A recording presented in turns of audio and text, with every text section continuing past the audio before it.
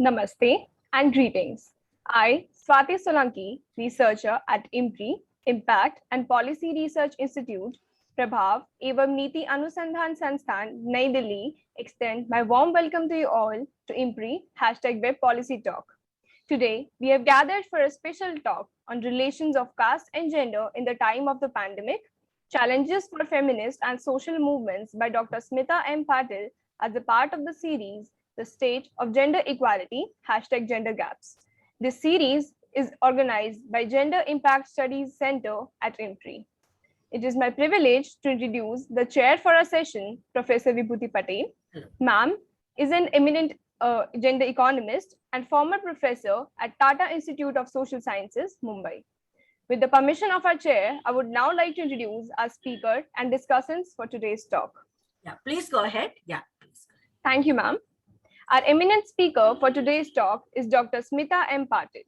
Ma'am is currently an assistant professor in School of Gender and Development Studies at Indira Gandhi National Open University, New Delhi. She earned her MPhil and PhD from Center for Political Studies, Jawaharlal Nehru University. She is recipient of prestigious fellowships such as Dr. Avabai Vadia and Dr. Bumanji Khurshedji Vadia Archives for Women Fellowship 2020-21. Asia Leadership Fellowship Program, Japan 2017, Doctoral Fellowship at Center for the Study of Developing Societies and Indian Council of Social Science Research, Delhi, and many more. She has extensively published at national and international level. Her recent publications include Law of One's Own on Dalit women's arduous struggles for social justice, Gender Equity and COVID-19 Dalit Standpoints, Class, Caste and Gender, De-Brahmanizing Online Sphere on larger questions of caste, gender, and patriarchy, and reading caste, gender, and sexuality in Dalit writings.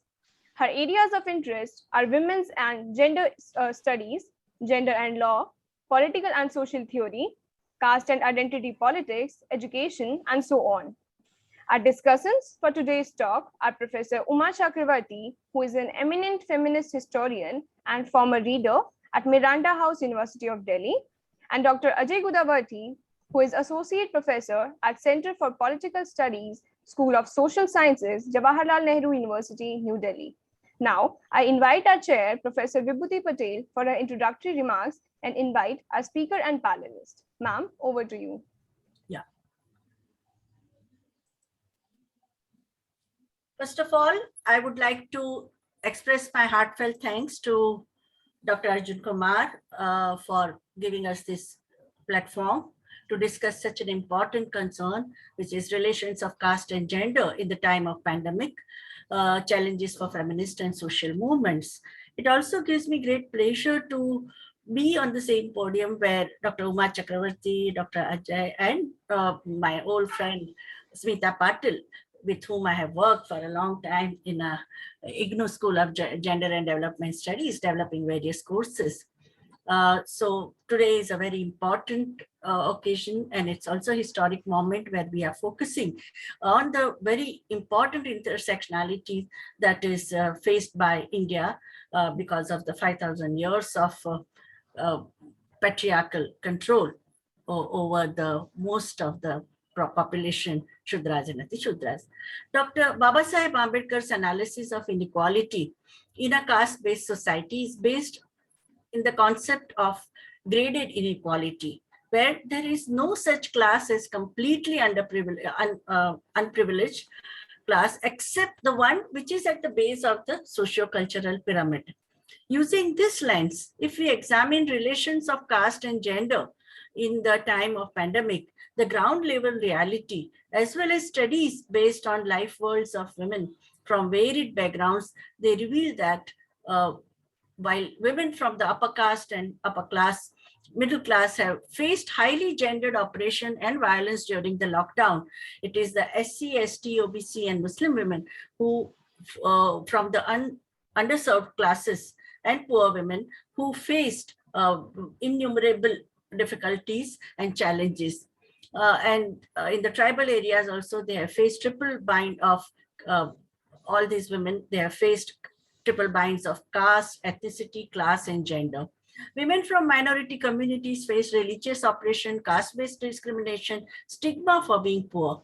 All of them faced intense gender violence. They have been subject to precarious living, biopolitical repressions, and exposed to multiple vulnerabilities of unemployment, illnesses, and social exclusion. Their systematic structural oppression got exacerbated during the pandemic. Exponential increase in atrocities against Dalit, tribal, and Muslim women during last 15 months of the pandemic imposed social isolation bears witness to the deplorable phenomenon.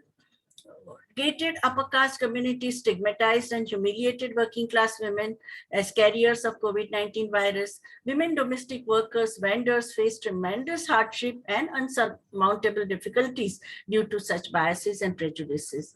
Most of the informal sector workers in Indian economy are from SC, ST, OBC, and Muslim communities. Several studies, CMI studies, Ashwini Deshpande's study also has shown that.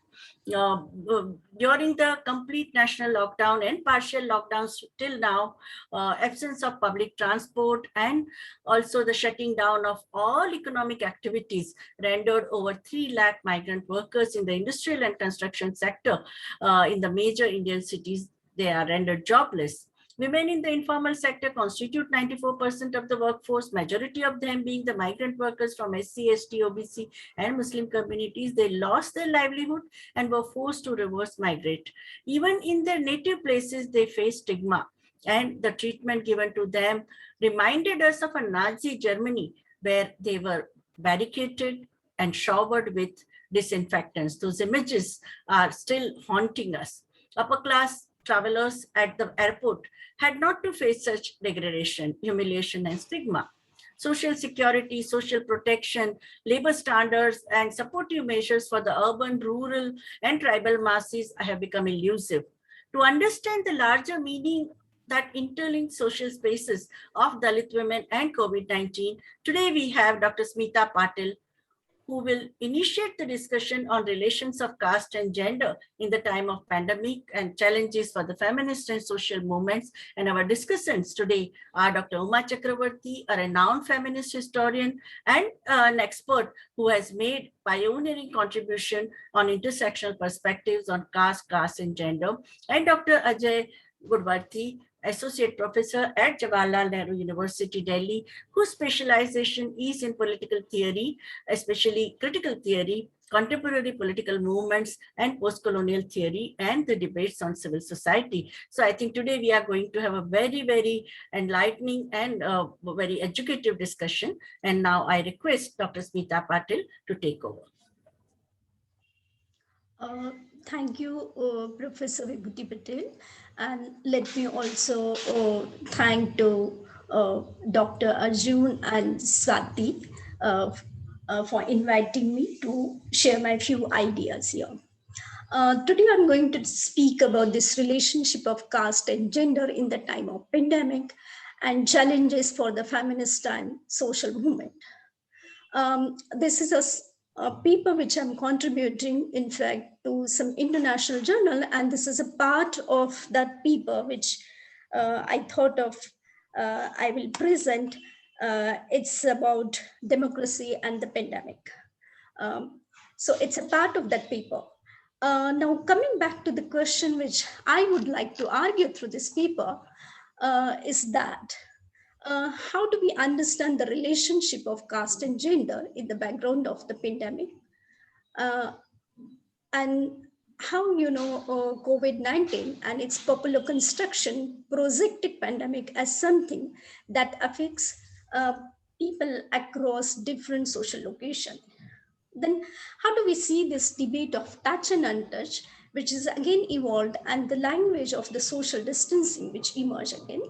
And we need to revisit this. So genealogy of the anti-caste assertion, and it shows us that the ways in which it has engaged this, the life of the social and political lives of the Dalit. It also demonstrates that how the trajectories of such political consciousness address the ideas related to the health, well-being, and various forms of stigma, as our chairperson already mentioned, and related to the disease. At the same time, the violence against Dalit women during the pandemic shows the vicious connection of the caste, gender, and patriarchy in neoliberal phase of the capitalism. On one hand, we see that the number of atrocities against Dalit women increasing. At the same time, one would see that, the organized, unorganized sector, informal sectors, that is, somewhere that, the center and the regimes have also withdrawn, also the new liberalism, the ways in which function in those sector. So in the end, that what I would like to argue this, through this talk is that what are the position of the feminist and social movement related to the interlinkages of the caste and gender in the time of pandemic? Is there any dialogue among these activists and the academician that engages with the question of intersection of caste, gender, and patriarchy in relation to pandemic? Whether Dalit feminists have developed any critique to the position of the feminist and the social movements on the issues related to the Dalit woman. So this broadly, this lecture is trying to articulate also the nature of the politics. And also one of the important point which I want to begin with is that what happens to the largest democracy in the time of pandemic? As we all of us knows that the landmark victory of Bharatiya Janata Party with large number of 300 seats in 2019 general election shows us the reclaiming of the right-wing ideology and power in the space of Indian democracy. There are a number of facts that can be discussed regarding the winning of Bharatiya Janata Party.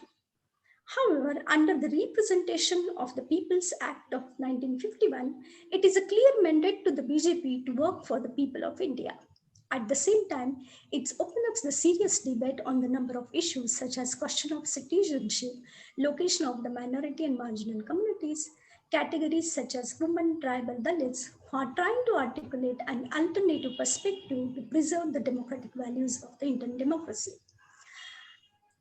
As the country was going through several challenges, and we know that the ways in which the farmer protest citizenship bill, it was going on, and the number of things which was actually coming together, the arrival of the lockdown pandemic and further the lockdown, in fact, raises a few questions.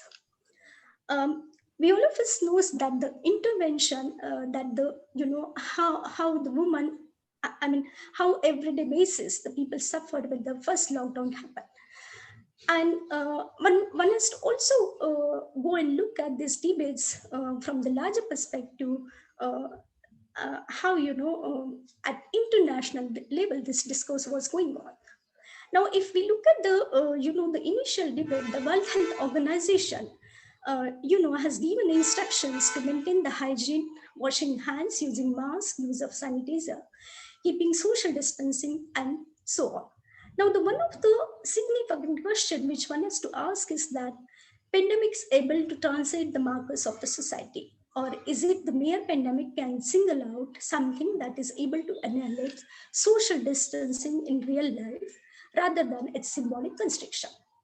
If one is going to look at even the private and public lives of the Dalit women, the ways in which it determines, it has several, ways to look at this. So the category of the, again, social distancing, which one has to actually, look into, and how it is reproducing the stigma or the oppressive memory, caste, gender stereotype, and the violence. Now, if you look at that, the whole debate of the WHO, one would see that eventually that this terminology social distancing, which was used by them, it actually, eventually changed, and they started using the word physical distancing. Now, epistemological shift of the social and physical distancing provokes us to think about the social body of the Dalit woman within internal and external patriarchy. For question of the social and physical distancing may have different connotation in South Asian context. And in order to understand further, one would also relate this debate, in the context of the race, if one has to actually rethink about this debate again. So Indian situation, if we look at social this category, cleanliness, hygiene have to be brought in the background of the coexistence of the changing caste equation and the COVID-19. Now we all of us knows that this debate of the purity and the pollution, which is very much there, and if we can, there's a lot of work done in sociology and Ambedkar's own work, and one would actually engage with the several debate of by locating those reach work which was contributed by many scholars. But then, how do we see this debate when it comes to the Indian caste institution and the brutal form of the caste ideology? The foundation of the Hindu religion is based on its distinct structural hierarchy of the caste system. And I will not explain here because we all of us knows how those hierarchy works. But as one is born as a Brahmin, then it's a purest, Dalit is the most polluted, who is at the bottom. So caste has been growing through defenders across various spectrums of the Indian life. Scholars have done the work and analyzed how caste is being changing as per the concerned moves of those who privilege from such inhuman system, the denial of the right to live life with the dignity, self-respect, equality, distribution of resources, monopolization of power in public and private spheres are the common character of the dominant caste present. Caste has been penetrated through other religions, also such as Islam, Christianity, Parsi, and etc. And this debate of touch and untouchability have conditioned these religions as well. Touch is imagined as spiritual healers in Christianity. Islam rejects the categorization of purity and pollution, but in addition to that, Buddhism, Sikhism, and Jainism also discard these reactionary social practices based on the purity. However, caste has destroyed the sense of equality even in Islam, Christianity, and other religions. Therefore, those who converted to this religion due to the oppressive caste-based Hindu religion have to confront the caste in Christianity, Islam, and so on. Now, the Brahminic appropriation of these religions have strengthened the interconnection of the caste and patriarchy, state and its machinery, the ways in which it functioned, and the ways in which that, I would call it unscientific ways, which were there. It has again, propagated that a populist politics and dominant religion, the ways in which, it was actually reflected in the private and public spaces in India. Now, one has to also, probe whether polarization of basis of caste ever disappeared in India in relation to destructive pandemic or not. If we relate this debate also interestingly, because Ambedkar stated in one of his writing, which he has written and published way back, and he said that the possibility that how untouchability emerged also, and if you read his volume, but I'm just quickly going through that, he said that since the low caste, low class people, they were the one who in fact was critically engaging with the Buddhism. And and therefore one of the way out was that the untouchability came into existence and emerged as a response to the Buddhism also. There's a long debate. In fact, Ambedkar has taken a position that how it emerged, how this low caste, in fact, were the only one, how the Hindu religion and the people who were following that, how that, the appropriation happened of the Buddhism into Hindu religion. There's a whole debate, but I'll just leave it here. Then the next question which comes in is that we need to, learn from the history also, and the pandemic is not something new. If you even look at the debate, for instance, if you look at the debate particularly which emerged in the plague pandemic, which again arrived from the Hong Kong, and this time if we look at even the COVID, which again arrived through the air travel. So there's a common things that both the things, and if you look at even the documents which are there related with the pandemic, plague pandemic, and the documentation is extremely rich, because I must say that today, if I want to do tomorrow, any generation people after 20 years have to look into those reports. We do not have anything concrete to offer to the new researcher, because the whole question is about, how the history is documented here. Now, if we look at the several reports which are available, and which is preserved by the British government also, and all the one would see that the Bombay Plague Committee has played a significant role. And there are a number of committees which were established during that time to to battle this pandemic of the plague. And how search used to happen, hospitalization happens, then there was a whole lot of infection to the corpse, and then disposal of the bodies. And every state there is a mission and there is an intervention of the British officer. At the same time that these documents also tells us and speak out and inform us that how caste prejudices and customs were there during that time. It was also very much worse and similar at some time. Now, if there are number of reports, and it's time and again Britishers used to do this every time, because within 15 days there's new report will be out, and there's a constant effort that how do we maintain basically how do we save the life of people, how do we actually maintain that what I would call it, that a mechanism in which that one can actually try to create that how the functional way, the governance, which was in a positive sense, which I'm seeing here. And each document tell us that because one would see that there's also been a division of the hospital which people demanded, and eventually it was accepted because on the caste basis. Now, today also you would see that the ways in which that, for instance, the example which I want to say, that serving the food to the low caste, during that time also it was a big issue. Even today it is a big issue, serving the food by the low caste, or the food cooked by the Anganwadi workers and served to the people.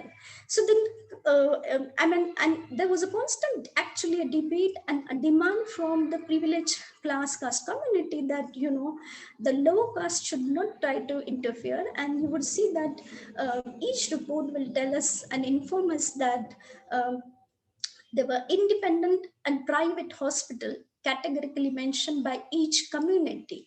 So the rich people established that with the help of the Britishers, but the practice of the caste was very much there, and the discrimination was very much there.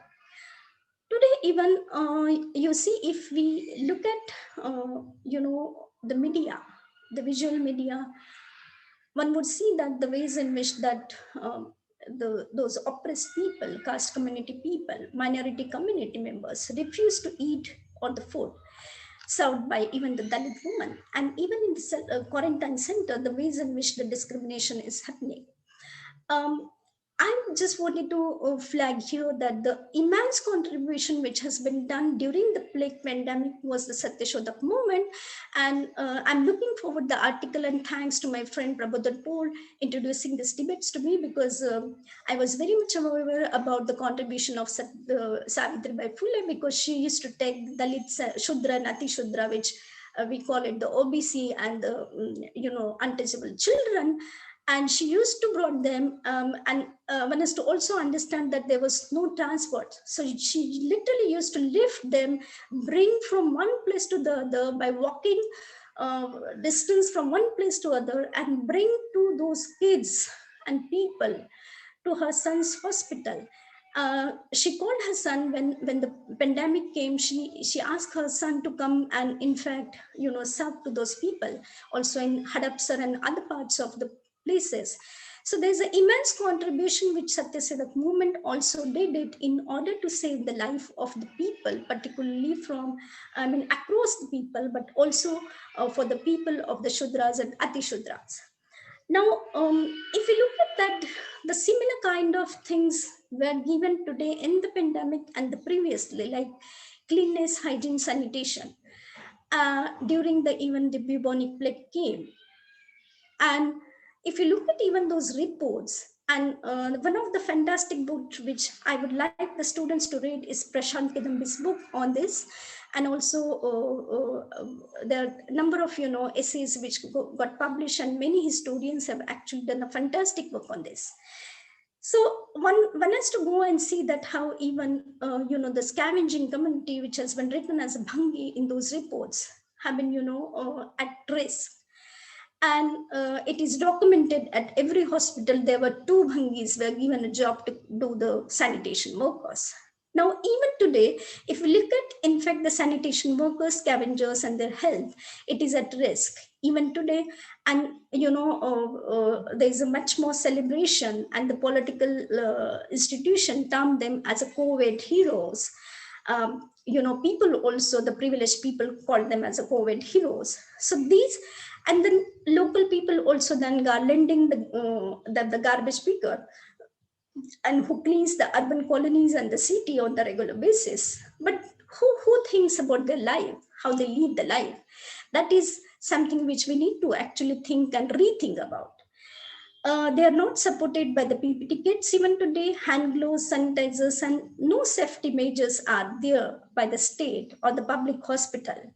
Women sanitation workers, in fact, face major problems, and they're not even getting regular salaries, because most of them are contractual workers in all institutions. And I have, during the pandemic, I have done a small study of that, which I way back presented in the SNDT presentation. And you will see that the ways in which the women sanitation workers are facing the problem, because there's always been a contractual job given to this, and there's always been a threat that anytime the a lockdown can actually take away their jobs. So, and also the wages have been reduced. So the survival, of course, of these women is caught in between the irregular and crisis-driven socio-political conditions. And while taking an interview, I found that many of the women have this fear that losing the job as their major concern. So, if you even further look at, this debate, in fact, in order to understand the reverse migration, it's the sanitation workers who have not been the reverse migration, and one would see, in fact, class, caste, and gender debates in order to understand these categories at the hierarchies, the ways in which it is operating. So sanitation work, in fact, it is reproducing the stigma, caste-based occupation, exclusion-based on caste identity. Thus, these forms of labor reproduce the stigma in a systematic fashion. Now, coming back to the question that I wanted to raise is that what are the new challenges pandemic is going to go and open? I think that one of the significant challenge,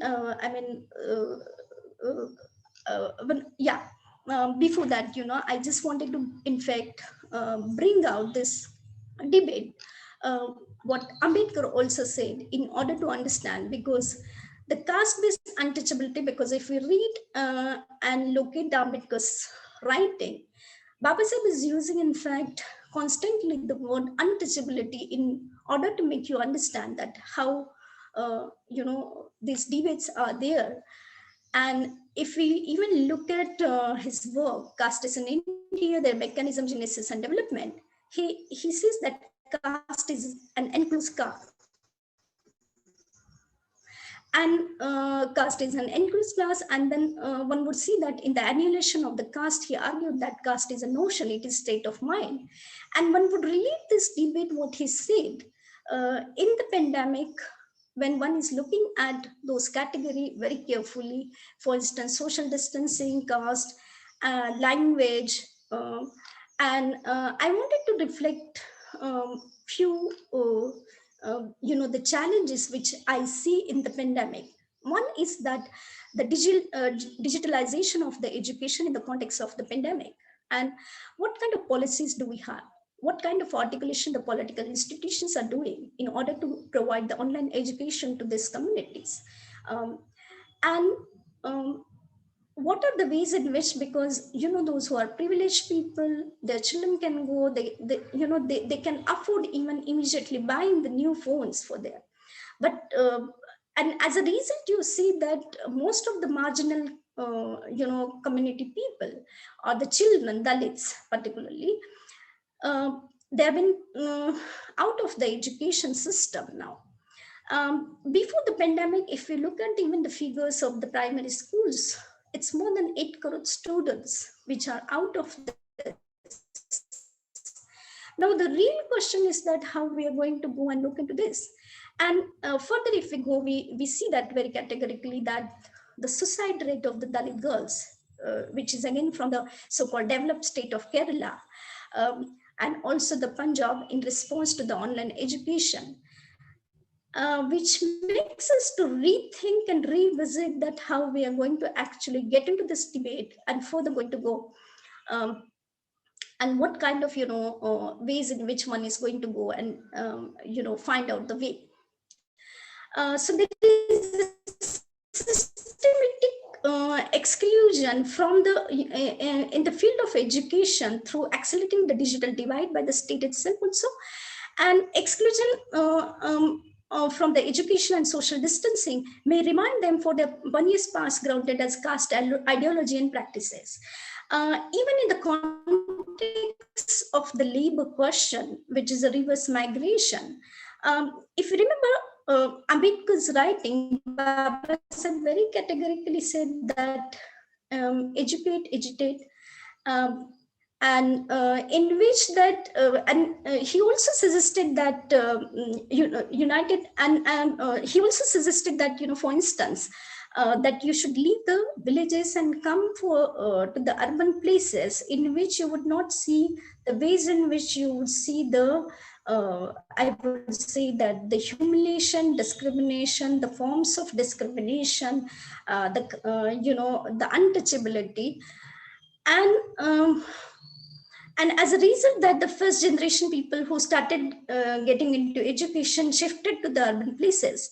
But eventually that many of the Dalits who came from, those rural areas and earning the money, today when they went back, if you take the interviews, and a number of studies are out, in which you would see that the clear reflection is there that even while they enter the, in their own places, they do not have any access to have the basic facilities of the life. And there is a tremendous discrimination in terms of also job, the ways in which the crises are happening within, the low caste people, not only Dalit, but the OBCs and all. If we look at the class-wise divide, then there's also been a picture which one can see that the jobs have been given to whom. And one would see that as a result that women at the margin, the Dalit women workforce. And as Vibhuti madam already said about the domestic workers, but then this becomes again a crucial issue because the ways in which in the cities and the rural area these issues have been operating, because there's a huge migration which had happened from rural India to the urban area, and also the seasonal labors or the seasonal migrant workers. This becomes again a very crucial question that how they are going to go in fact and deal with this, locating themselves in the largest spaces, and how one is going to go actually look at those debate in the neoliberal economy. Now, the question which I wanted to also raise is the right to dignity and justice. Now, if you look at the number of studies which are out, and if you even look at, for instance, the public and the private patriarchy which is operating, in general, if we see that there's a domestic violence dividing, and if we see the variation of the patriarchy with Dalit and non-Dalit women, and there's a fantastic study which is out in the Vatsaru in 2020, and I thank to Dalit Chavan for making aware about and providing this material way back to read, in which you would categorically see that the articulation of the say the Dalit woman and the non-Dalit woman, and if we draw the comparison and the forms of violence, one would see that there is a difference. There's a huge difference in terms of the middle class, low caste, and also these variations are very much there. Within the middle class and lower middle class Dalit families, the violence is very, very less. But on the other hand, if we do the parallels with the non-Dalit woman in the same class, you would see that it's in huge. On the other hand, if we go to the rural India, where resources are not there, where Dalit women themselves are laborer, where Dalit men themselves lost the job as laborer, the violence which is coming there, which never happened to many of those women, which is directly coming from the male, because the poverty, the ways in which, because if you in fact would be shocked to see that many of the even children survive with water, with barely, and there's also been distribution. When it was coming to the distribution of the resources like food, the privileged upper caste people, they did not allow Dalit bastis to get those share, and as a result that there has also been a conflict when it comes to have the basic food like rice and dal and chawal. These are the basic survival, this thing, groceries. So one has to see that and how one is going to then further engage with that, because it's very clear to us that. And then how one is going to go, in fact, and look at this whole humiliation during the pandemic and the question of dignity. We all of us knows the Hathras case. And I way back wrote a small piece in the EPW because I was furious with the many feminists which we are calling that there's no difference between the Nirbhaya and the case and the Hathras case. And one would see that the difference. And this is coming again from gender or women studies or the feminist group, that one should not bring out here the caste issue, rather one should see the rape as a crime. And I have a question actually here that I think that one has to actually relook this debate again in order to understand particularly the systemic violence and the structural violence, because the day by day it is increasing. And we should not also forget the Keralaji incidents, in which that the 11 women also were part of this heinous crime of the Keralaji. So because and if you look at there's a wonderful report which is out, and Zuban has done a marketing, there's no lockdown to the caste crimes. And if you look at that and read that across the India, it's a horrific incidences like Hathras, which is, where people had went, the NGO people went and activists went and did an intervention. And it's eventually after a long time, it appeared. No media, no social media, nothing actually reporting those. Because again, it's that a very, very poor family members, girls have been brutally raped. I mean, even in the quarantine center, that they have been brutally raped, and it happens cutting across. And of course, there's again been a regional variation.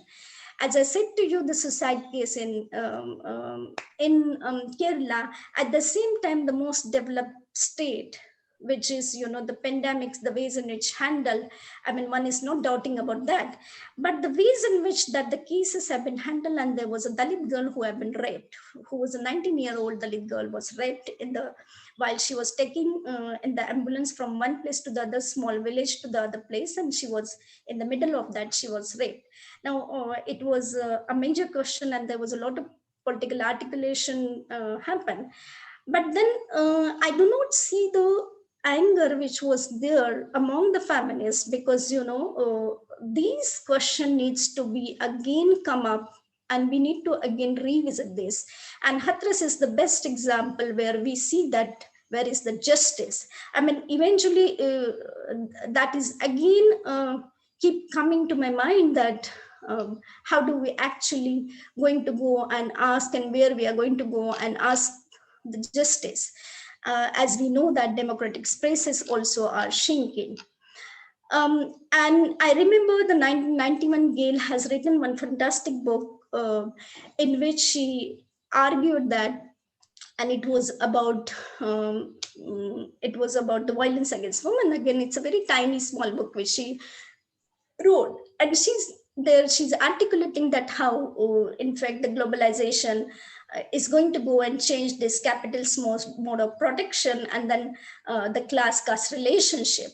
And today, even if we even relate this debate, because Hatred should not be also seen, there's also interlinkages of the land distribution, which is again reoccurring, and which has again the further linkages to the agrarian crisis which we are facing in across the India, and also the new bills. So one has to also see, as you know, Palshikar already pointed out this debate, that when one is looking at the agrarian crisis and the farmers issue, one has to also look at that, you know, the Dalits who are the landless laborer, what they're going to go and get it. So one way to look at also those crises, even in, I mean, one must appreciate also the young students articulating, trying to preserve the, you know, democracy, democratic values, at the same time that how one is going to go and deal with, because you know, sometimes I see that when people are talking about the agrarian crisis, they just brought in the caste question and the Dalits. And I must say that Dalits are just a landless laborer even in Punjab today, and the atrocities and the forms are changing, which one has to actually come and notice. And this is a time that we have to revisit this debate.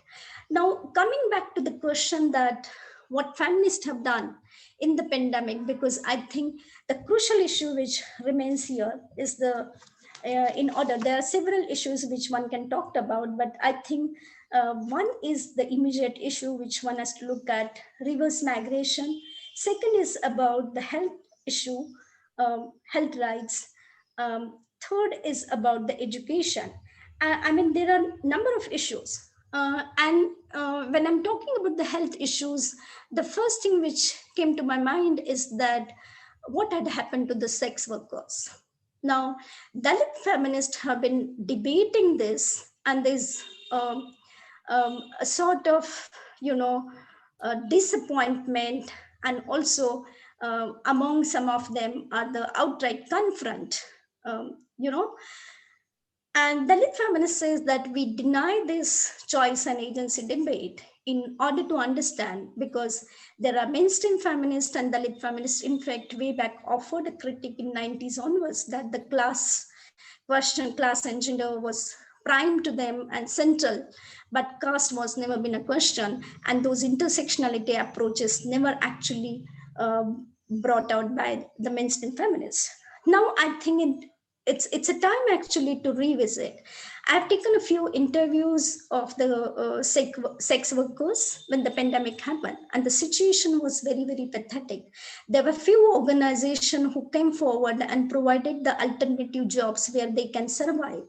But then the whole issue of the touch and untouched, which again comes in here, because when it is again the body of the Dalit woman, how it has been read, interpreted, and who is articulating their voices is again been a question, who never gone through any sort of trauma or those, you know, that phases or those experiences.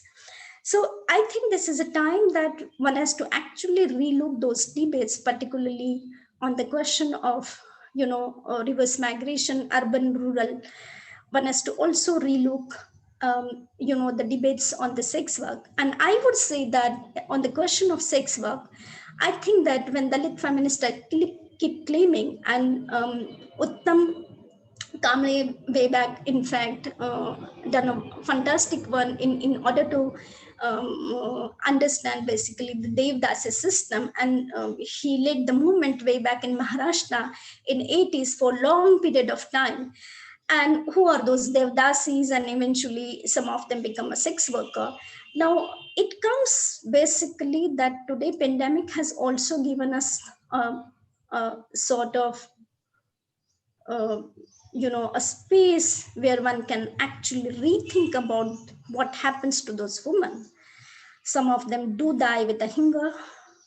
What would happen the future? Because the real issue of, again, the health crisis, which is again coming here, not only with the sex workers, but it's a larger Dalit woman, right? Whether they are doing the scavenging job, where they are migrant laborers, where they keep doing jobs which they keep shuffling from one place to the other place. The second question which I want to spell out is, which I've been arguing, and if Vibhuti and Uma remembers, in IAWS 2020, I said very categorically that online education is going to make you absolutely apolitical. And today you see that it's a huge number. The pandemic also is in one way. And also the certain ideology, they wanted to capture this nation state by propagating that. To some extent they are becoming successful, but how we are going to go actually deal with that? Now, one of the when the Hathras happened, there was a Dalit Bahujan Vanchit Adivasi group which emerged, and Swati Kamble, who lives in abroad, has taken an initiative, and there were good number of Dalit feminist, Bahujan women, Vanchit women, Adivasi women came together and formed. But there's also been a constant threat to them by the state. So, and we all of us knows that how those, as I mentioned already, that how those democratic spaces are shrinking. Right to freedom and expression is also something which we keep asserting, but then also been the ways in which the state and the regime is operating and dealing with that.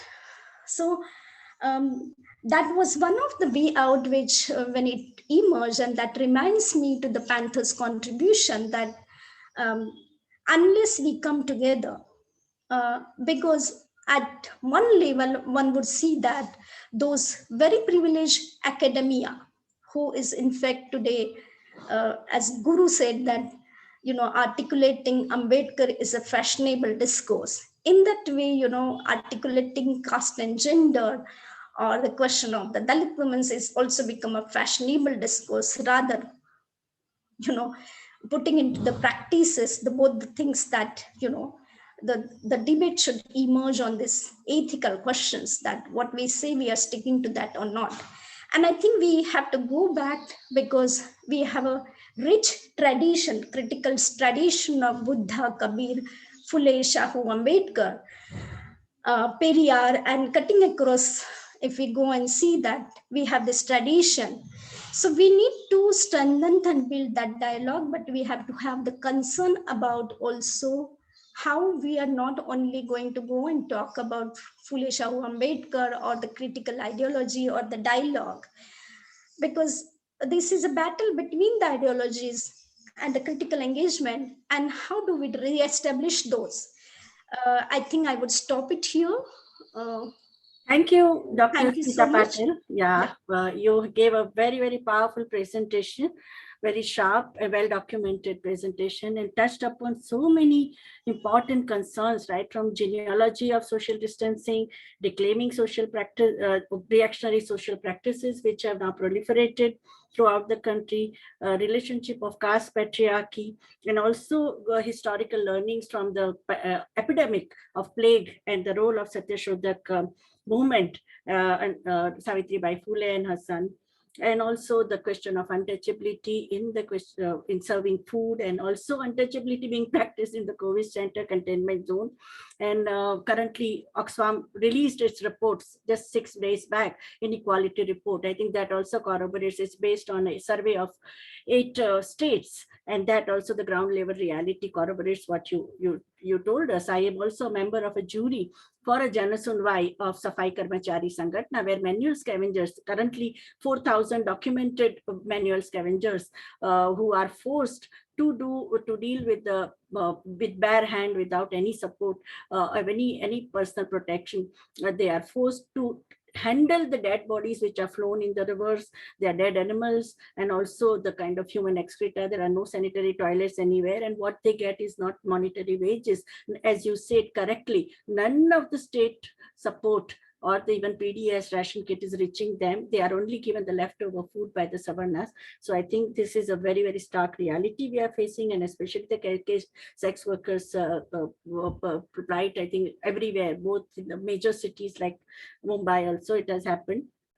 And now I come to Dr. Uma Chakravarti, who is also a very important feminist activist in our country, and she has done a lot of ground level work. And over to Dr. Uma Chakravarti. So thank you for having me here as a discussant. Smita's presentation has been so wide-ranging. I mean, it's like, it's almost like she had a dam sitting inside her and it burst. And I can see that it's actually the pandemic has exacerbated, it's actually manifold, increased the sense of violence and, the whole stigmatization and the violence and so on, which is bad enough in its running situation, and it's so reprehensible. And, but in the pandemic, it's actually become that much more visible, because it is visible in the sense that only if you can see it. A lot of people will not even see it, because it will be treated as part of the regular way in which the stigma has operated. But what Smita has done is to actually point to the structural features which have been dramatically enhanced in the time of the pandemic in strange ways. So you may not even notice it, but you need to notice it, because it is it's along the thread line, along the line of discrimination and touch and dignity and so on. And I think let me just quickly state one point before I move to the others. I think she ended with a very powerful plea, and I see that as really perhaps that's the way we might be able to all learn something positive, get out, think afresh. She said it's not questions that are fashionable that are important. And that's really so important. It is true. It's very trendy. It's very nice at the moment to talk about intersectionality, to talk about, rights and so on. But fundamentally, it's an ethical question. And her flagging that, to my mind, is the most important thing that she said today. Ethicality is actually at the heart of everything that we see as the crisis today. And whether you start with, what as she did, step by step, she went from the reverse migration and so on. You can see that actually where was the display of, where was the sensitivity to ethics, even in a time of death and crisis? Absolutely none, absolutely none. It was just like erased completely. In fact, ethics has been thrown into the dustbin, and in its place you have rhetoric and all sorts of lies and whatever it is. So I think that to that extent, it's the range that Smita has brought to the table today, which will actually make it very difficult to even have tease out the elements which are say central to the argument that she's making, because the argument itself is so wide-ranging. I mean, the issues that she's flagged are so wide-ranging. So I would begin with, this first point that she makes about the, she also highlighted, and for me also historically, and it's historically that is true, it was the reverse migration that made us suddenly and dramatically aware of the crisis of the pandemic as it is going to unfold in the lives of the majority of our laboring people. So let's, at the heart of it is people who labor, and it is they who upon and labor and be part of unorganized labor, living under terrible conditions of existence in terms of housing and first to lose their work. I mean, so when there's an economic crisis, the first thing that happens is this is the segment that loses its work. So in a sense, I think, and she brought it up, Smita brought it up later on, she mentioned the Dalits.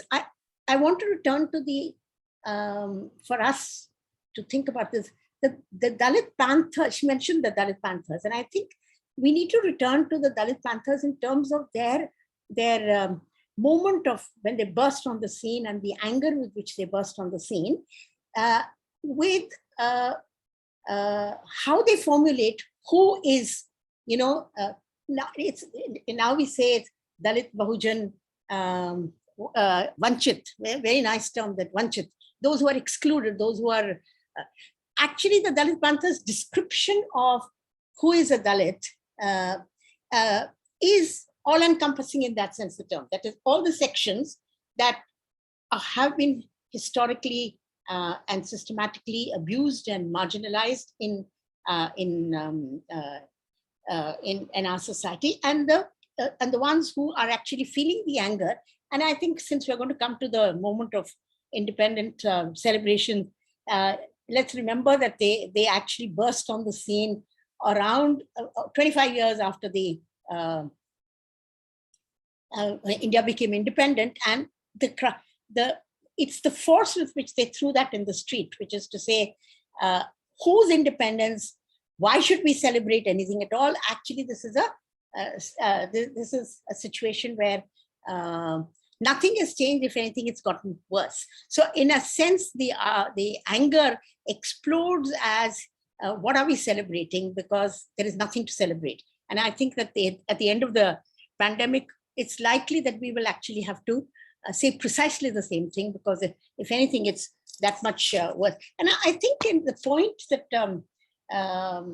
was there true, who in the images also you see the fleeing labor as they return back. And why do they go home? Because in a sense, they're claiming at least the autonomy to die or to go away from a place where they've been so badly exploited, even though they might come back 3 months, 6 months later. But whatever it is, and in that, the visual images that remain are the ones of women, and you see that quite powerfully because there's an old woman being carried by her son because she cannot walk.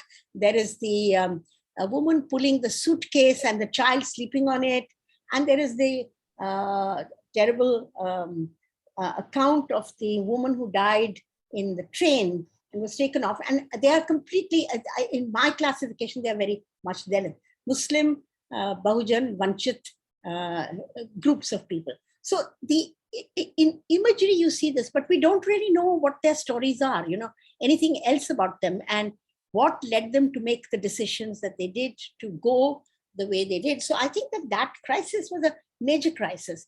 And the newspapers may have covered it very well, but then it dropped out. Actually, you didn't read, it didn't go to anything more seriously, sustained in our critique of whatever. And you contrast that with the concern that immediately started to surface on the lockdown, which is that violence within, and this was coming from middle class homes, violence within the home is going to increase because the men are now stuck inside the house and there will be an escalation of violence. It's interesting that is the first time that they see the violence escalating. And it is to do with, at the end of the day, the theory, the touch, non-touch, and the world outside and the world at home locked in is all linked together in a critical way. And that's the concern that comes up, when people are writing and there's sort of policy being thought of from helplines being considered and so on. And at the same time, as has been flagged by Smita and so now both known and perhaps not well known enough, is the Hathras, that is the right to be touched. The whole discussion around touch, which for some years now has been quite interesting in discussions around questions of caste. Here in Hathras, in the middle of this pandemic, which is like a double thing, there is not only the caste question and the so-called we don't touch. I mean, let's remember the infamous statement of the judge in the Bhavri case, that is that upper caste men cannot rape a Dalit woman because there's a question of the touch. So, and yet actually this is the moment which explodes. And Hathras is not by itself, because if you look at the Dalit media statistics and the discussions, I mean, on a routine basis, they're talking about what is happening in the countryside as far as sexual violence is concerned. So actually sexual violence, and along with that, if you link up Smita's flagging of the point about what happens to the sex workers, of whom a large number may actually be from Dalit households, and therefore you cannot endorse. I mean, the whole discussion that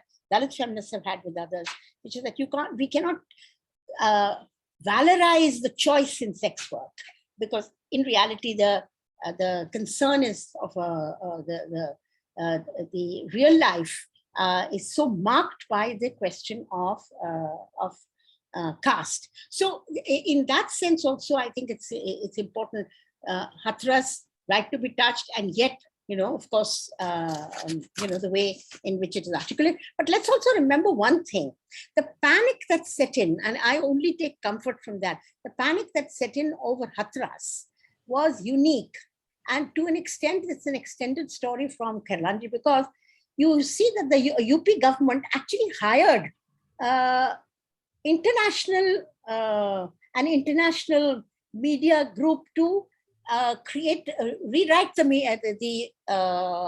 news that was circulating. So you can see that kind of panic, and I think it's important to sustain that critique that Dalit feminists have put, and to some extent, yes, hopefully, I would say other feminists who are sensitive to the caste question have placed on the map. So I think that's really very important. I'll just there's a lot that I could say, but I'll just stop with one other point, which is I really liked what Smita you did with the question of the history and the history of hospitalization and reminding us that in that unwritten history of Savitribai Phule, I mean, how comprehensive her work was, we don't even know fully. I mean, you have to find each of these adds to our understanding of her. But that the plague is a time when she's actually active, and her son and she are out there saving lives. And it is a time, and plague is also really about touch. The panic that sets in plague is exactly like that. And I would like to just also say that at that point of time, interestingly, even some of the non-Bahujan women, even women who may have begun as upper caste women like Ramabai and Lakshmibai Tilak.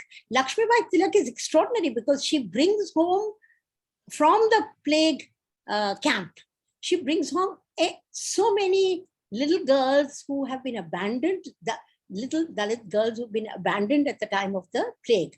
And so actually we have a rich history that we can go back to in terms of intervention and thinking about the monstrosity of caste and the question of touch and non-touch. So the whole debate around, social distancing, physical distance, people don't even pay any attention to that history. At the end of the day, we have that history. So the term itself, how anyone could have used it at any point of time, I think it's quite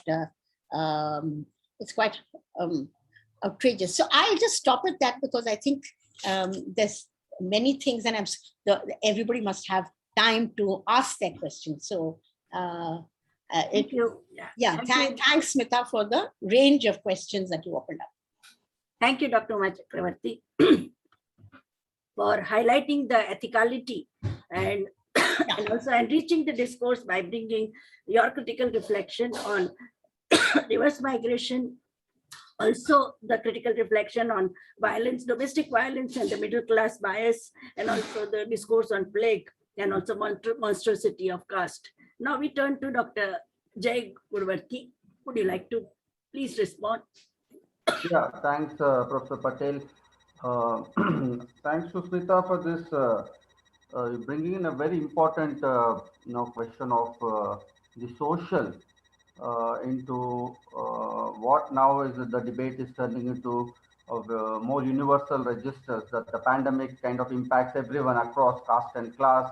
Everyone is equally vulnerable to the pandemic because the virus itself does not socially discriminate. And then we are also moving towards more planetary histories. Deepest recent work talks about on more universal registers that we are into an integrated world. The ecology question that has come up is also brought back that kind of a planetary global histories. Your work, I think what you presented today does a very important thing of reminding us that there is that social is not breached. Those social hierarchies, those social forms of discrimination, the way we have known, historically, somewhere in terms of the way we are framing questions has become a certain kind of an invisibility has taken over. So I think one theoretical mode, I was really thinking that one can really kind of reframe what all you have said, is this question of modernity and invisibility. That there is a certain sense of invisibility that has come to these social questions, and we'll have to kind of pause and see how this invisibilization is being now mobilized by the ruling elite. That it has become part of policy making, it has become part of development talk, it has become part of ecological questions, it has become part of planetary and global histories. All of this are somewhere grounded around certain invisibilization of social discrimination. And my hunch is, you did say to capitalism and neoliberalism, but my hunch, Smita, is that this process of invisibilization has something to do with the development question.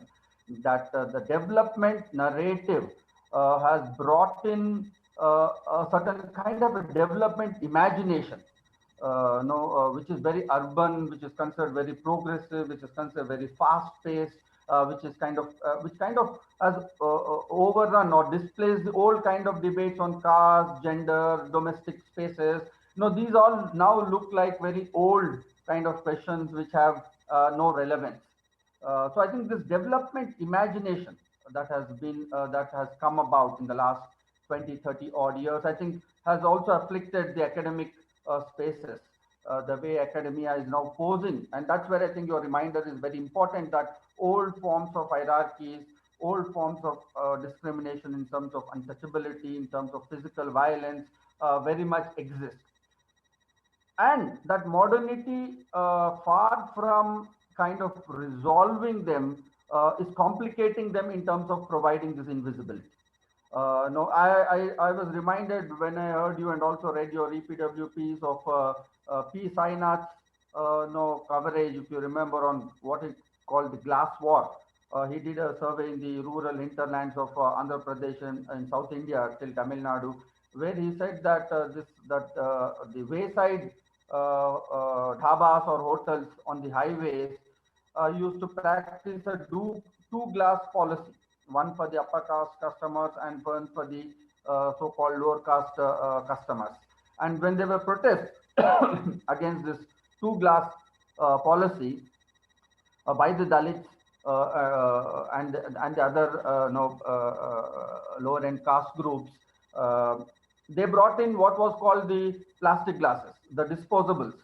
This disposable glasses poses a very interesting problem, a very intriguing problem, that it allows for a semblance, for optics of equality, for non-discrimination being practiced at the surface level, but one can carry one's prejudices as you go along, because you don't have to share the same glass with your non-caste Hindus. So I think this invisibilization is a very important question that modernity is kind of the way it's addressing this problem of social discrimination and prejudice. I think the recent Pew survey also brought in this idea on the religious front that people enjoy diversity, but people want segregation. That what Zizek, you have referred to Zizek in your piece. I think the other important piece that he wrote was this on multiculturalism, or the logic of or cultural logic of multinationals, where he makes this point about multiculturalism, how it is difference by distance, difference as distance. He says that this idea of distance, this idea of segregation of communities, much of Europe has as a result of multiculturalism. Again, I think is a similar question of segregation, the question of what you thought social distancing. That this is now a kind of a legitimized segregation. So this is a kind of it's a kind of a discrimination where it is becoming increasingly difficult to verbalize discrimination.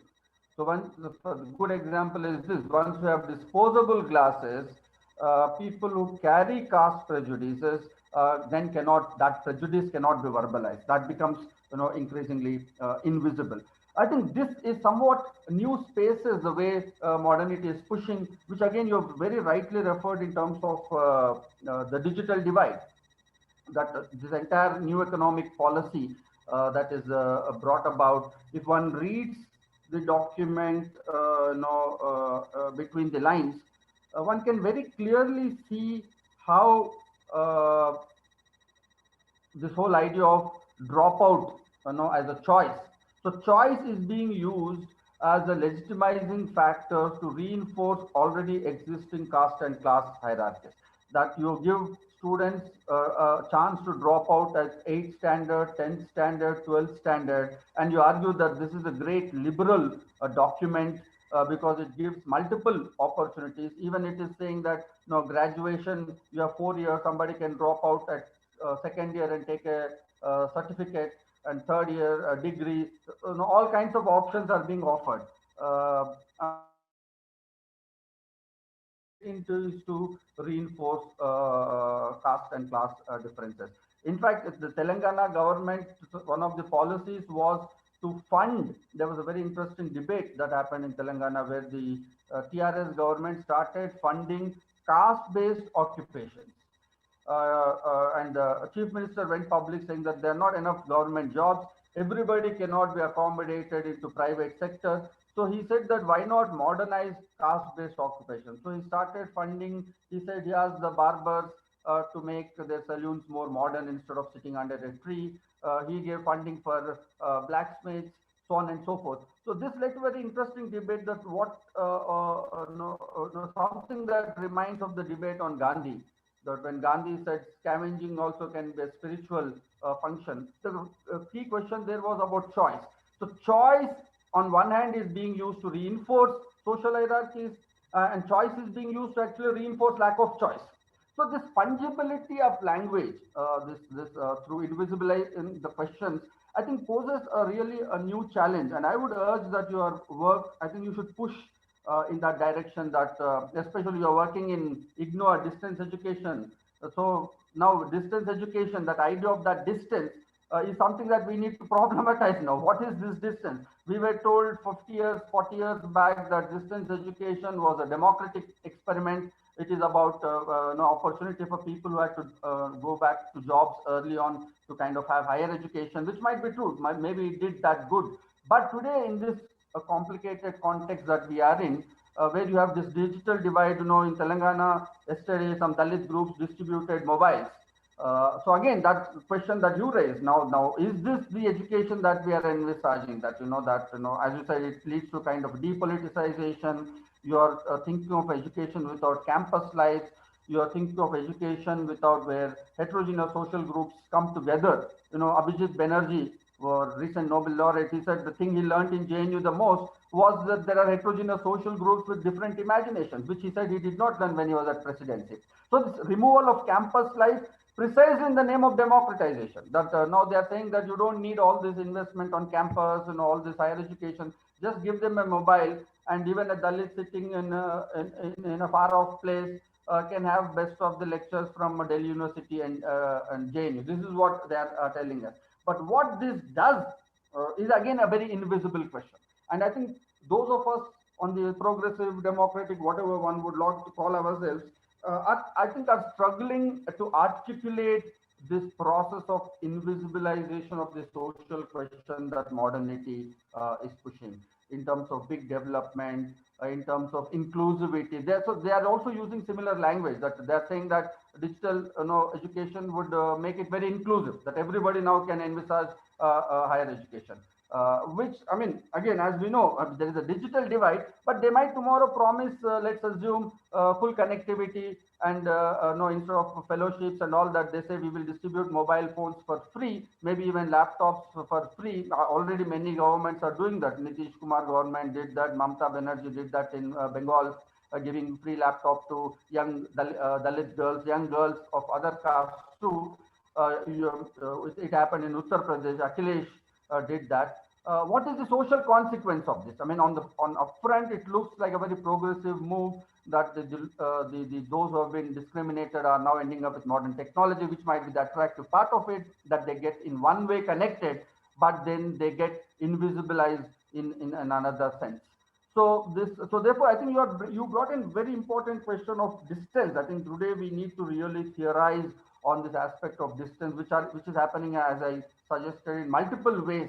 This idea of the distance is coming back, and the hunch, with the anxiety that many of us really have, is that this the way the distance is being mobilized is to precisely reinforce existing social hierarchies, is to sharpen a very polarized kind of differences. There are differences, no doubt, and differences cannot be erased, but there is a kind of polarization of those differences. And hierarchy and fraternity, the kind idea of fraternity that especially the right Hindutva is bringing, is a kind of a hierarchical fraternity. It is fraternity, no doubt. One thing that Ambedkar said was that fraternity is one principle which cannot be a constitutional principle. You cannot build fraternity through constitutionalism or constitutional morality. You'll have to build fraternity on the ground. And that's what I think I see your paper as hinting towards that. But I would urge that I think you need to really push that beyond that. What do we do? You did mention in terms of fraternity and solidarity. I think that's where we all agree that we need to push. But I think the challenges for that really is in terms of where our language seems to be struggling to communicate, is that this invisibilization, this where discrimination itself is becoming. Therefore, the migrant question that you raised was very important. Many people did not respond because many did not understand that the migrant question, the way power exists on ground, is pretty much something has not changed at all. The nature of violence, Hathras, I think that way was the reminder that this kind of violence that we thought was now perhaps a passe even in rural India, because mobiles have reached, modern roads have reached, modern buildings have come. But you see that as again Ambedkar reminded, caste is essentially a question of habit. It's a state of mind, and therefore this modern, in that sense, modernity perhaps is blocking that change of state of mind. Our earlier understanding of modernity was that it would perhaps change the way we think, but it is somewhere blocking that inherent prejudices, and the modern development is providing an alibi, an excuse, a justification, silent justification, and that silencing, distancing, invisibilization for me is the big takeaway from your paper. So I will stop here, and thank you once again for this very important presentation. Thank you, Dr. Ajay, for bringing out a very important insight about the invisibility and discrimination, and also giving a very apt example of a two-glass policy of dhabas replaced by disposable glasses, and how it invisibilizes. Your other example of how the children who are forced out are considered in official discourse as a dropout, and also the question of the way the language is being used by the dominant forces, which doesn't capture any kind of actual ground reality. And even your unpacking of fraternity and solidarity, I think that is also very insightful. Now we have two very important questions. One is by Dr. Soma Chaudhary Lahiri, where she says that I am interested in responses from the organized social movements to this COVID-19 pandemic, and was there a dialogue between women's movement and Dalit groups or the movement, or were there attempts by Dalit groups to offer a critique? And the second equally important question is by Dr. Nagmani Rao, who is also very active in the people's movement and social movement in Maharashtra. She asks, during the pandemic, activists, intellectuals, and journalists have been arrested under the trumped up sedition charges and online campaigns and social media discussions, and some amount of public demonstrations have raised their voices against this. But to me, here also, it seems like the intensity and continuity of the responses have reflected caste, class biases and locational differences. What are your observations on this? I think this question, all three of you can answer. So first, Smita, would you like to? I think that one thing which I should very categorically and specifically say that in the pandemic, what my observation is about the social movement and the feminist movement is that these compartments become more sharp. You know, the OBC Women's Organization, the Dalit Women's Organization, at the same time, as you know, I have mentioned about Dalit Bahujan Vanchit group. You know, so one would see that at the same time, it is sharpening those compartments at a separate level, because you know there are common questions within them, and there are some tensions and differences when it comes to the resource distribution, and many other issues. So I think that, you know, it's I see that, you know, rather than bringing out the separate compartment and keep claiming, I think if it is a collective effort, and that too my take is very clear that someone who is, as I mentioned also, quoting Gopal Guru in one of his talk of the EPW, where he said very categorically that Ambedkar's discourse become very fashionable in that way.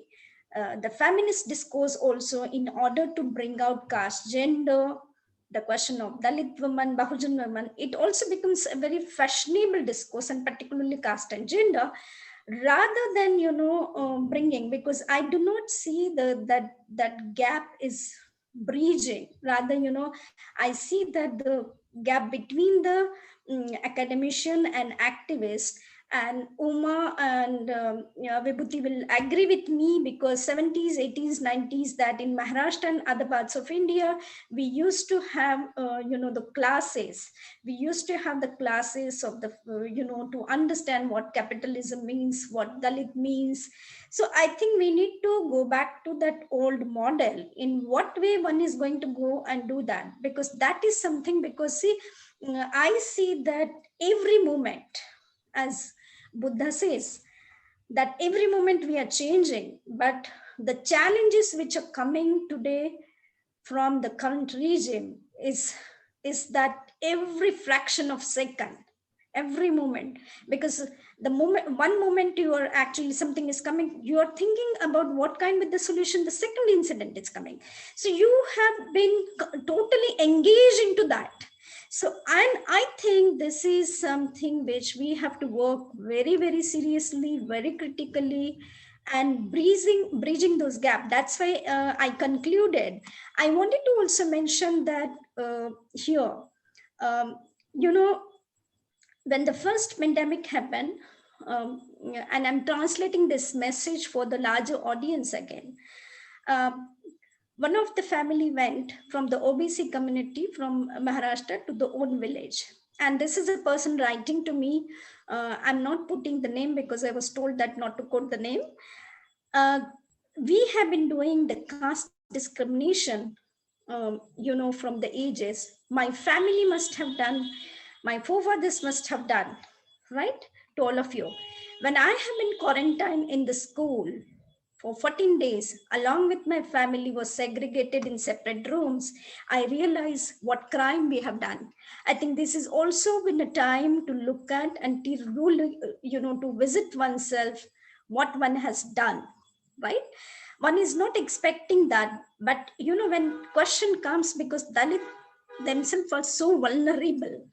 So I think also, as Ambedkar also pointed out, that very categorically, that it is not something one person. You have to come, and we have to go back, and we have to also see that how Baba Sahib organized the movement. I would say that in fact it's a huge number of the people from the privileged caste and community who came together, who were part of that movement when they accepted him as a leader. So I think we have to have the constant dialogue, and we need to spell out region wise the variation and the problems, because it varies from place to place, right? And the ways in which during the lockdown also the atrocities happening, the intercaste marriage, which used to be so common when Vibhuti got married. It used to be so common in Maharashtra, but today it is becoming very difficult. It's very difficult to have the Hindu Muslim marriage, or the Brahmins marrying to this thing. And So the first question is that, and I think the second question is that, my answer to all three questions would be this only, that we have to have, and we have to have the strategies to, to look for the alternative model, and how we are going to actually save the democratic spaces, because we need to go back to the field and do very meticulous work. It's not only just sitting here and giving lectures, because we have to go back, whatever critical situation may be. And there are few people who are trying to do, sort of experiments within Maharashtra, and I'm sure that it might be this model might be worked out in rest of that, the cooperative societies, the ways in which it is trying to rebuild again, to bring out the livelihood for the people, at least they can able to sustain. And I think in my understanding, the women have the capacity to do that, because the ways in which they can engage, they can understand the plight. Because even today that, the family still, that, the male member who will be the patriarchal, but it's the rest of the thing is completely managed by the woman. So I see that one of the way. Now, my only worry is that how we are going to go. And I somehow, propose that we have to go to old model, keeping this spirit of the anti-caste movement, because we have also seen what this regime has done to the NGOs. And when you are totally depend on the funds and money, it actually kills your spirit to do any sort of work. Dr. Uma Chakravarti, you have been a veteran in the women's movement and human rights movement for over 4 decades. And I remember asking you a question when you came for Radha Gandhi Memorial Lecture, that how can we survive this today's wave, of a cultural nationalism and total intolerance? And you told me, Vibhuti, I am an eternal optimist. And if we could survive emergency rule, those horrible days, we can survive anything. So I would like to know your response, and especially your response on the response of the social movements in the current times. Yeah.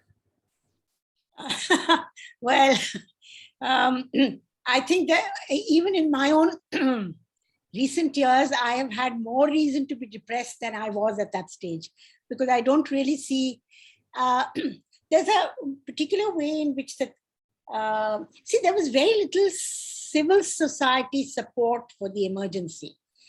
Because there was such a large number of people who were put into jail, and it went from, there were lots of middle class people who went into jail, and so there were a number of people who were affected. So when the emergency ended, there was a sort of reaction. Now, the tragedy is that we don't have a formal emergency; we have a silent emergency, and that has, and plus we have this horrendous situation of consent for the right-wing state. There's a expanded consent for the right-wing state. To some extent, that's begun to erode with the handling of the pandemic. And it is interesting that nobody mentioned it, but it is actually the questions of oxygen and its unavailability and the burials and so on that has created an outrage, not some of the issues that got flagged today, some of the issues that we raised. Those, of course, are horrible, and there's no doubt about it. But the fact of the matter is that now there's some little stirring is happening. Some stirring is also happening with people like Stan Swami. Let's consider that Stan Swami is also standing with the Vanchit groups. So the very category that Smita flagged today, and working for the Vanchit groups is being particularly targeted, because the Vanchit groups have to be controlled in a certain kind of way by the state. So in a sense, what you're seeing is that the progressive possibilities of building alliances and on an ethical ground, I reinforce that. To some extent, that is being it's being qualified, or it's being dented. But equally, there's so much anger now it's tragic that Father Stan Swami had to die before, this kind of reaction came. So at the end of the day, I think questions of ethics, I really think that that's where we should go. That's the direction we have to go. Build the movements based on ethics. And if you do, then you might be able to make cross-cutting alliances of various kinds. Those are positive things. So I would actually say that the young standing and taking on some of the repressive issues of the state, very vibrant, I think, critical Dalit Bahujan movement, which is raising questions, and Dalit feminist questions, which will keep people on their toes. So that's the important thing. It will actually demand accountability. So perhaps we are at a moment where we might be able to see forward move in a way in which we could return to envisage a society which does not have this horrendous form of inequality. I mean, I think there's an evil genius that worked in India to create this monstrous caste system. I don't think there's any system like that anywhere in the world. But it requires a great deal of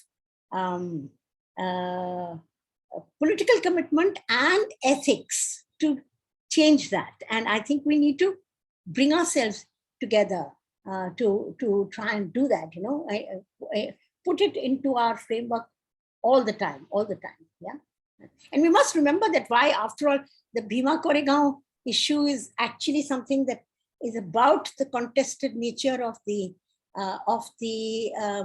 Dalit possibilities of a Dalit assertion, which could actually be very powerful at this point of time. So in that sense, it's both depressing, but it also tells us that there are possibilities for change.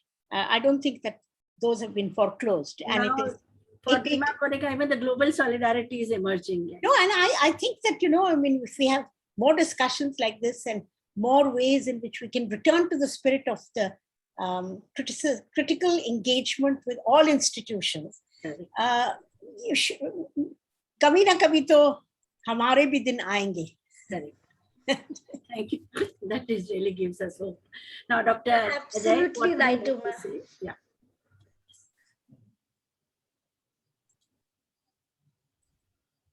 Yeah, I think we are all on the same page in terms of forging larger solidarities, but I think the context has substantially changed post-neoliberalism. I think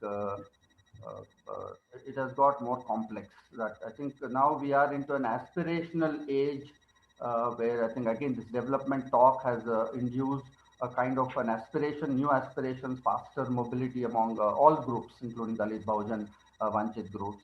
And I think one way to read is actually democratization of the last a few decades of Dalit Bahujan politics has itself kind of complicated things for Dalit Bahujan politics, because that complication has led to where, in terms of imagination, we are imagining more dignified relations, more mutually respectful. But materially, things have not transformed. And that's where my critique of Dalit Bahujan politics has been, that it has been more on the cultural front in terms of identity, dignity, and representation. But that hard-hitting critique of capitalism, neoliberalism, privatization of capital spaces, I think, has been missing on the Dalit mobilization front. And it was refreshing to hear Smita begin with neoliberalism and capitalism. I think that delinking that has happened in much of the social movement critique, I think today we are seeing the consequence of that. That it has, on one hand, Dalit Bahujan politics contributed to kind of breaking down of the old patron-client relations. I think that has been the single most important contribution that Dalit Bahujan politics made. In terms of sheer imagination today, we are in a post-patronage era. That, you talk to anyone on the street, you will realize that people don't take talking them down.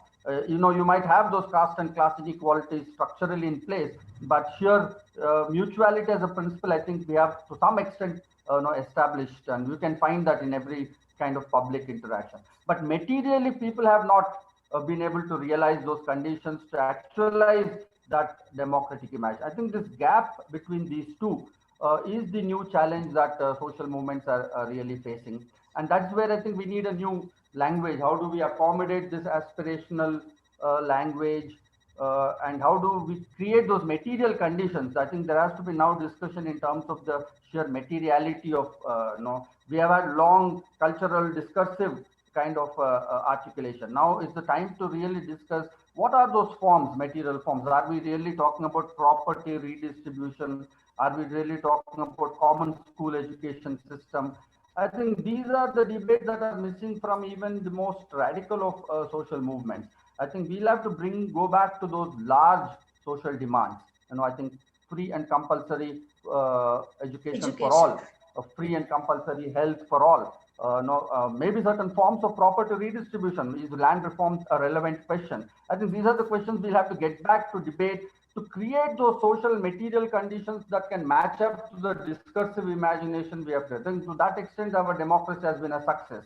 I think Dalit Bahujan mobilization has been a success. Where it has kind of failed, faltered is on the material question.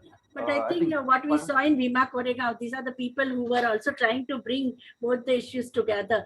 And those who do this, they are called either urban Naxals or Maoists. No? So that also has happened. But still, we have a person like Shambhaji Bhagat, through his Shair, he tries to connect both the caste-based oppression and also the neoliberal this thing. Now, there are two very important questions. One by Dr. Nagmani Rao. Can you unmute her?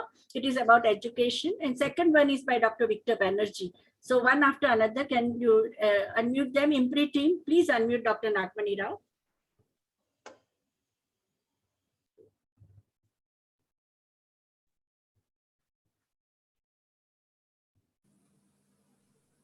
Is Nagmani there? We are doing that. Yes. Yes. Nagmani ma'am has joined. Yeah. Can you hear us? Yeah. Dr. Rao?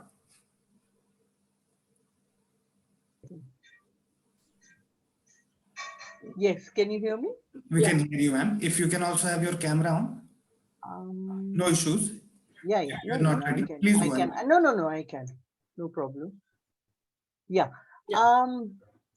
Basically, I found the whole linkage between the digitalization of education also likely to lead to a lot of distance mode education, and therefore the kind of direct contact education which also creates the scope for youth to get together, get organized. I think I've not quite looked at it, but what Dr. Smita Patil as well as Dr.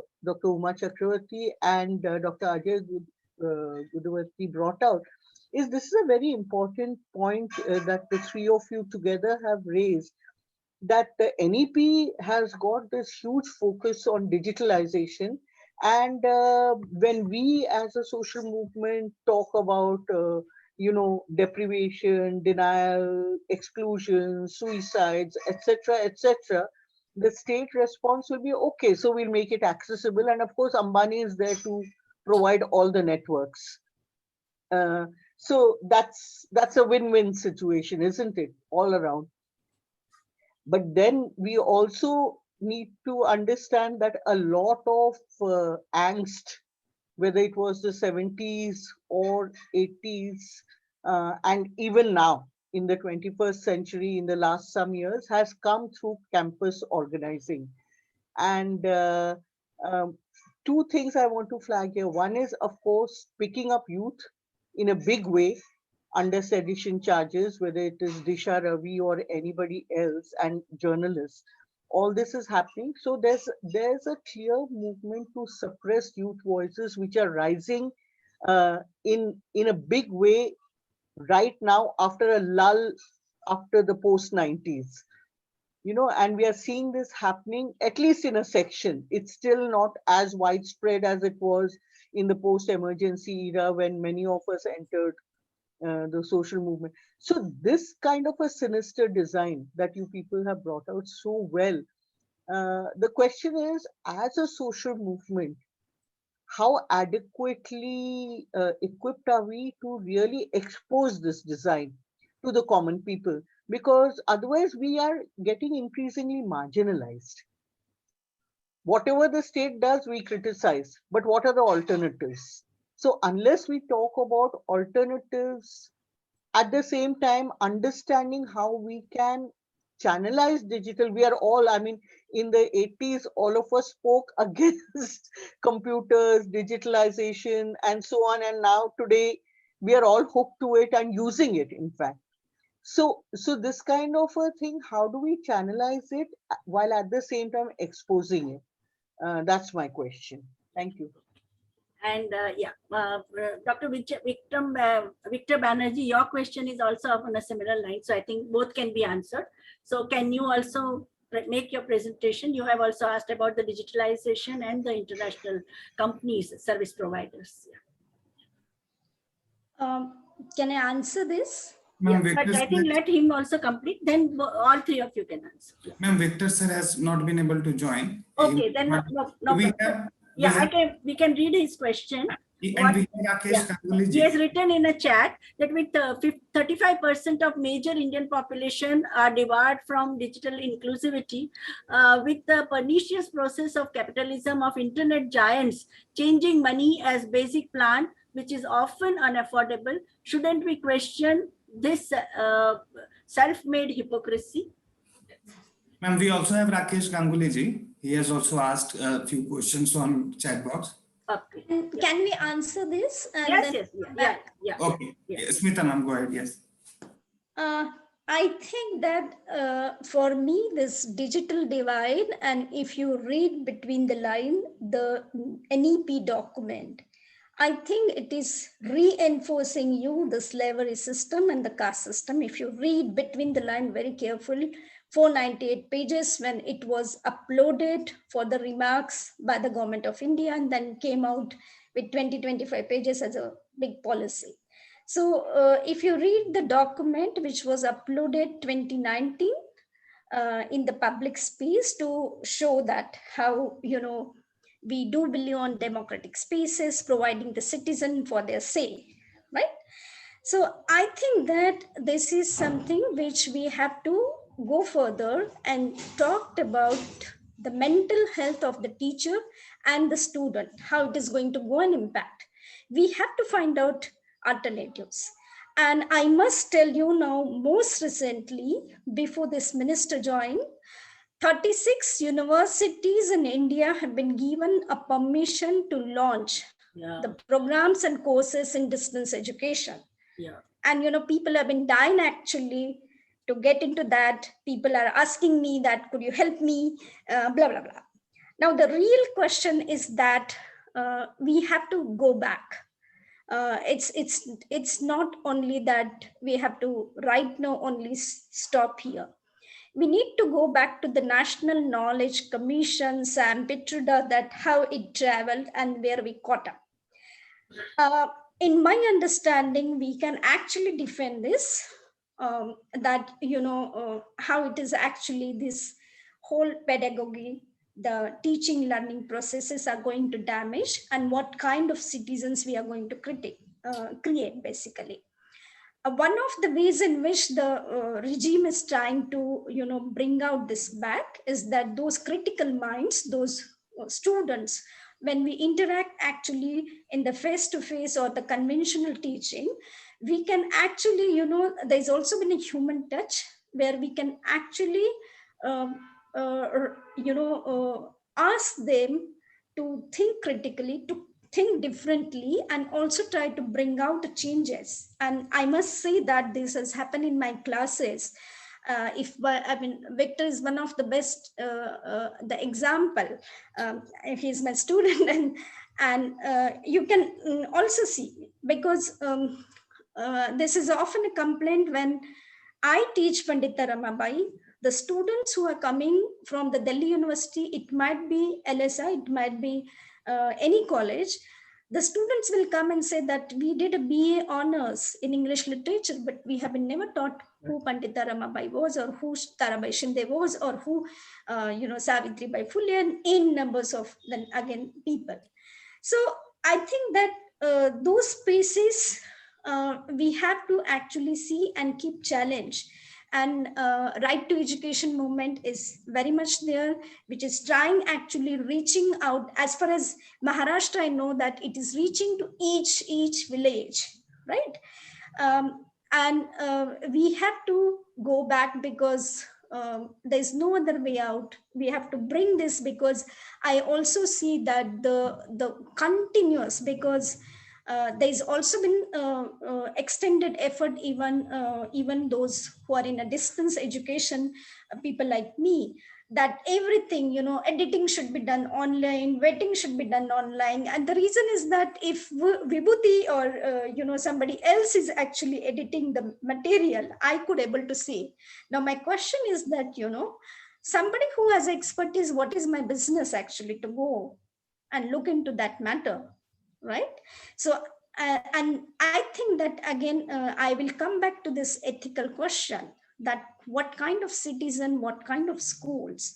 So we need to revisit the models of the schooling, and we have no other way out actually to come together to build the solidarity and to take forward this. Yeah. So now, Dr. Uma Chakravarti, what is your response? Yeah. Hello. Dr. Rakesh Ganguly, would you like to say after that? I think, yeah, Uma IST. No, I actually don't want to. I think what I hear, because I'm outside of the formal teaching process now, that certainly I think the political design is to ensure that students do not congregate, because they are troublesome, and the youth is something that they, youth energy and criticality, they don't want to engage. Obviously, they have to marginalize that. So there is there's a concerted plan to not go back to regular teaching. So that is something very clear. To that extent, I think the fear of young people thinking is greater than any other category. So if the young begin to think critically, then automatically it means that the whole structure that they have created is going to be questioned. So I think that is absolutely true. But equally, you'll find that the choices were so few, because they forced it on people, and it was very difficult to resist it. It has disastrous consequences. Students don't know each other. They are sitting over there. In fact, they don't even switch on their own videos, so they don't see each other. They don't see. I'm thinking not only of the teacher-student, but the student-student. What is the relationship between them? So there's absolutely none. So there's no possibility of engaging, arguing, discussing, and so on. And so I can see that they will want to do massive distance education, because they also it also reduces, it of course reduces the political threat, but it is also a case of they'll save on their money. They'll, at the end of the day, you know, they're hardly, in any case, they were hardly investing on two things that they haven't invested on in historically and they're both connected at the end of the day, health and education. And today both are in crisis. And the pandemic has shown us that is the massive amount of crisis that's coming from these two sectors. You did not create the structure for it. So in that sense, I think we can see their agenda. How do we move in the direction of resisting it? And our board of studies are told to have multiple choice questions. So choices are also given. Yeah. So it's really horrible. And you can see you can see their design. Correct. What is our alternative to it? That's a question that we'll have to, Yeah. So now, Dr. Ajay, over to you. Yeah, your response. Yeah, I think we have already said that the design is very clear, but the problem is basically this in terms of reach, that their argument seems to be that this kind of digital education will give faster, quicker access to everyone. So that's where, what is our counter to that? I mean, that there seems to be a case there that, it's going to take a hell of a lot of time for us to build universities of that magnitude to include the kind of population groups that we have. So that's first question, that we have already lagged behind. India has not invested last 70 years. Health and education have lagging behind. So digital has become like a shortcut, quick fix solution that where they're arguing, which makes some sense. I mean, something is better than not having any education at all. So that's the strong point in their case is that digital, we are asking for more abstract things of life of mind, critical mind, but what they are talking is a very hands-on, immediate kind of a solution. Second bigger question that perhaps we will also have to confront at some point, which European societies have confronted in various ways, is that are we proposing the purpose of education? Are we envisaging everyone to have higher education? Should everyone have a PhD at the end of the day? At what level are we thinking? The problem is that education is so key for social prejudices, to overcome social prejudices, that we really do not have a vision. Now, Europe went in very clearly, if you look at Germany and other systems, even United States, they have the dropout is not a big issue. I mean, employment, people drop out on their own. There are various systems. I mean, today US has introduced common core system where they're kind of standardizing education, things of that kind. So here also we don't have clarity. What are we talking about? Are we talking about merely people being literate? Should everyone have higher education? So I think, again, that's a big challenge. We have to sit and discuss those details, I feel, are very important. Third level, I think alternatives neoliberalism is proposing, like universal basic income scheme, even guide standing talks about. These are squarely at one level neoliberal. But on the other hand, given the nature of crisis on the ground in terms of basic communities, basic survival questions, then are we in an ethical place to kind of reject these alternatives? Once you accept them, then the system is going to push them as alternatives, that many of them will be out of the workforce, like they're going to be out of education, have very basic subsistence living, and that's how they're going to reproduce the workforce. So even there, how are we going to intervene? I think we'll have to get into the details of it. It cannot be an abstract question. Okay, so now I think there are Dr. Rakesh Ganguly's are the comments. They are not questions. I read all three of them, and they have been taken care of by your intervention. So now I think we can sum up. And now I would like to make my concluding remarks that all three of you have made a passionate and thought-provoking presentation. First started by Dr. Smita Patil, and equally passionate and powerful discussion by Dr. Uma Chakravarti, Ajay Gudavarthy, and which has enriched our discussion. Even the Q&A session was extremely important, and the very pointed, sharp questions were posed.